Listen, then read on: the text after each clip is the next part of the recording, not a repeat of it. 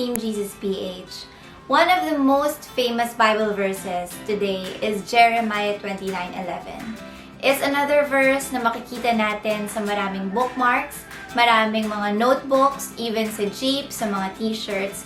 And it says, "For I know the plans I have for you, plans to prosper you and not to harm you, plans to give you a hope and a future." This verse, madalas na sinasabi natin sa mga tao na may problema in relation sa future nila o sa pinagdadaanan nila sa buhay. But did you know that this verse was not written to a single person? In fact, yung you dito sa verse na to is plural, not singular. It refers to the nation of Israel. Jeremiah 29:11 is actually God's message to a group of people, hindi sa isang tao lang. But even though this is not a direct promise sa atin, we can still use this and apply this in our lives. But let's dive deeper into the verse. Sabi dito, may plano daw ang Panginoon to prosper His people and to give them a future. We always hear people saying, Jesus has a plan for you, hindi ka niya papabayaan, meron siyang future na inihanda para sa'yo. Pero ang hindi na po point out madalas is the previous verse, where it says that it will take 70 years para sa fulfillment ng promise na to. That means the Israelites has to wait. Meron pa silang mga pagdadaanan bago nila matanggap ang pangako ng Panginoon. We often miss that part when celebrating or using this verse para sa buhay natin.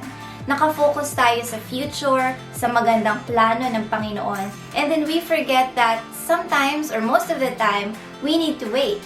And for the Israelites, it will take 70 years. So kung i-apply natin to sa buhay natin, yes, it's true, Jesus has a plan for your life, for my life. Meron siyang mabuting plano para sa ating lahat. But that doesn't mean na wala na tayong pagdadaanan ng mga problema, ng mga sakit o suffering dahil part lahat yun ng process. Part yun ng growth natin at part din yun ng blessing ni Lord para sa atin. For the Israelites, 70 years.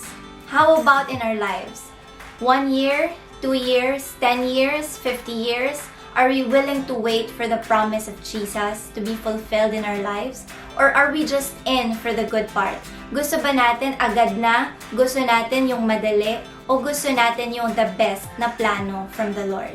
But let's not forget that even the journey papunta sa fulfillment ng promise ni Jesus ay maganda at masaya rin naman. Kahit na may mga problema, meron tayong joy because we have hope in the Lord. Kahit na meron tayong sakit o anumang pinagdadaanan, we still have hope dahil alam natin Jesus is our healer, He is our provider, He holds us in His hands. So kahit na hindi pa natin nakikita yung fulfillment ng mga pangako niya sa atin, we can rejoice and we can enjoy each season. Even the season of waiting. Maybe for some of us, it's time to reevaluate how we see Jeremiah 29:11. Summary is, Jesus will fulfill His promises of a good future for us. Pero kung ano exactly yun, o kung kailan exactly yun, hindi natin agad malalaman. We must be willing to wait, and we must be willing to trust Him. So the question is, are we willing to wait and trust in the Lord?